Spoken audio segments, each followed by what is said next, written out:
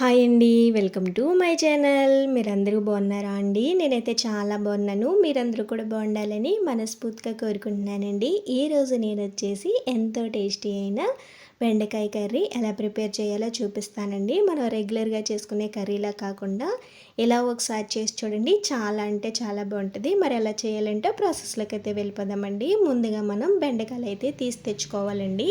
ఇలా తీసుకుని ఈ బెండకాయల్ని శుభ్రంగా ఒక 2, 3 సార్లు అయితే బాగా కడిగేసుకుని, ఇప్పుడు నేను చూపిస్తున్న విధంగా ఈ విధంగా చివరి మొదలు కూడా కట్ చేసుకుని ఈ సైజులో కట్ చేసుకుంటే సరిపోతుందనమాట అండి. మీకు ఇంకా పెద్దగా కావాలనుకుంటే పెద్దగా కూడా కట్ చేసుకోవచ్చు. మీకు ఇంకా చిన్నగా కావాలనుకుంటే చిన్నగా కూడా కట్ చేసుకోవచ్చండి.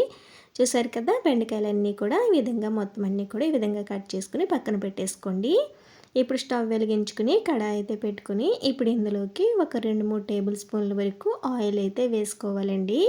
ఈ ఆయిల్ అనేది కాస్త వేడైన తర్వాత ఇప్పుడు ఇందులోకి మనము బెండకాయలు అయితే కట్ చేసి పెట్టుకున్నాం కదండి. ఈ బెండకాయలన్నీ కూడా వేసేసుకోవాలండి. ఇలా బెండకాయలన్నీ కూడా వేసుకున్న తర్వాత ఇప్పుడు ఇందులోకి మనము కొంచెం అంత సాల్ట్ కూడా వేసుకుని ఇలా కలుపుకుంటూ ఫ్రై చేసుకోవాలండి.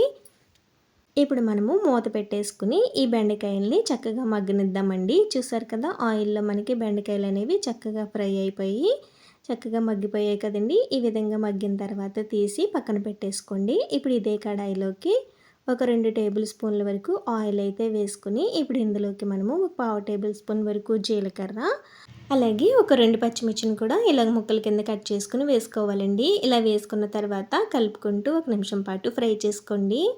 ఈ విధంగా ఫ్రై అవుతున్నప్పుడే ఇందులోకి మనము ఒక 2 రెమ్మల వరకు కరివేపాకు కూడా వేసుకుని మంచిగా కలుపుకుంటూ ఫ్రై చేసుకోవాలండి. చూసారు కదా, ఇలా 1 నిమిషం పాటు చక్కగా ఫ్రై చేసుకున్న తర్వాత ఇప్పుడు ఇందులోకి మనము చిన్నగా కట్ చేసిన ఉల్లిపాయ ముక్కలు అయితే వేసుకోవాలండి. నేను వచ్చేసి ఒక పెద్ద సైజు ఉల్లిపాయ ఒకటైతే తీసుకున్నానండి. ఇలా తీసుకున్న ఈ ఉల్లిపాయ ముక్కల్ని ఇప్పుడు ఇందులోకి అయితే వేసేసుకుని మంచిగా కలుపుకుంటూ ఫ్రై చేసుకోవాలండి. ఈ ఉల్లిపాయ ముక్కలు అనేవి మనకి ఇలా ఫ్రై అవుతున్నప్పుడు ఇందులోకి మనము కొంచెం అంతా సాల్ట్ అయితే వేసుకోవాలండి. ఇలా సాల్ట్ వేసుకోవడం వల్ల మనకి ఉల్లిపాయ ముక్కలు అనేవి తొందరగా ఫ్రై అయిపోతాయండి. చూసారు కదా, ఉల్లిపాయ ముక్కల్లో ఇలా సాల్ట్ కూడా వేసుకున్న తర్వాత మంచిగా కలుపుకుంటూ ఫ్రై చేసుకోవాలండి.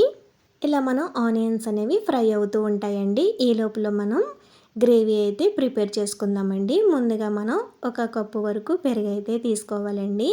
చూసారు కదా, ఇలా పెరుగు అయితే తీసుకుని ఇప్పుడు ఇందులోకి మనము ఒక 1/2 టేబుల్ స్పూన్ వరకు పసుపు అయితే వేసుకోవాలండి. ఇప్పుడు ఇందులోకి మనము రుచికి సరిపడినంత సాల్ట్ అయితే వేసుకోవాలండి. ఇలా సాల్ట్ కూడా వేసుకున్న తర్వాత ఇప్పుడు ఇందులోకి మనము 1 టేబుల్ స్పూన్ వరకు కారం అయితే వేసుకున్నానండి. మీరైతే మీరు తినే స్పైసీకి తగ్గట్టుగా కారం అయితే యాడ్ చేసుకోండి. ఇప్పుడు ఇందులోకి 1 టేబుల్ స్పూన్ వరకు ధనియాల పొడి, అలాగే కొంచెం అంతా గరం మసాలా కూడా వేసుకుని మంచిగా ఇదంతా కూడా బాగా కలిసేలాగా కలుపుకోవాలండి. పెరుగు అనేది గడ్డలు లేకుండా మంచి క్రీమీగా వచ్చేలాగా కలుపుకోవాలండి. మీకు కావాలనుకుంటే కొద్దిగా వాటర్ కూడా యాడ్ చేసుకోవచ్చండి.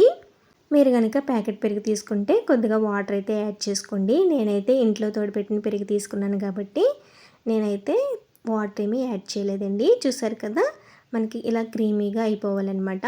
ఈ విధంగా బ్యాటర్ అయితే రెడీ చేసుకుని పక్కన పెట్టేసుకుందామండి. మనం స్టవ్ మీద ఆనియన్స్ అయితే ఫ్రై చేసుకుంటున్నాం కదా, ఈ ఆనియన్స్ కూడా చక్కగా మగ్గిపోయాయి కదండి. చూసారు కదా, ఈ విధంగా ఫ్రై అయిపోయిన తర్వాత ఇప్పుడు ఇందులోకి మనము మసాలా పేస్ట్ అయితే రెడీ చేసి పెట్టుకున్నాం కదండి. ఇప్పుడు ఈ మసాలా పేస్ట్ని అయితే వేసేసుకోవాలండి. ఇలా పెరుగు గ్రేవీని అయితే మనం వేసుకునేటప్పుడు మంట అనేది అస్సలు హై ఫ్లేమ్లో పెట్టకూడదు అనమాట అండి. లో ఫ్లేమ్లో పెట్టుకుని మాత్రమే ఉడికించుకోవాలండి. చూసారు కదా, ఇలా పెరుగు మిశ్రమాన్ని మొత్తాన్ని కూడా వేసేసుకున్న తర్వాత ఇప్పుడు గిన్నెలోకి కొంచెం వాటర్ కూడా వేసుకుని ఈ వాటర్ కూడా యాడ్ చేసేసుకోవాలండి. ఇలా వేసుకున్న తర్వాత మనకి ఇదంతా కూడా పచ్చివాసన పోయేటంత వరకు ఈ విధంగా ఒక 2 నుంచి ఒక 3 నిమిషాల పాటు ఇలా కలుపుకుంటూ ఉడికించుకోవాలండి. ఇలా మధ్య మధ్యలో కలుపుకుంటూనే ఉండాలండి. మనకి ఆయిల్ అనేది పైకి తేరేటంత వరకు కూడా ఇలా కలుపుకుంటూ మంచిగా ఉడికించుకోవాలి. అప్పుడే మనకి కర్రీ టేస్ట్ అనేది బాగుంటుందండి. చూసారు కదా, మనకి ఆయిల్ అనేది చక్కగా పైకి తేరింది కదండి.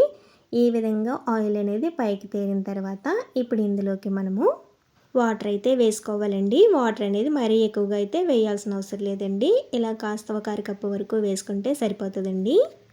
ఇలా వాటర్ అయితే వేసుకున్న తర్వాత మంచిగా ఒకసారి బాగా కలిపేసుకోవాలండి. ఈ విధంగా కలుపుకున్న తర్వాత ఇప్పుడు ఈ వాటర్ని బాగా మరగనివ్వాలన్నమాట. ఇలా మరుగుతున్న టైంలో ఇప్పుడు మనము బెండకాయలు అయితే ఫ్రై చేసుకుని పక్కన పెట్టుకున్నాం కదండి. ఇప్పుడు ఈ బెండకాయ ముక్కలన్నీ కూడా వేసేసుకోవాలండి.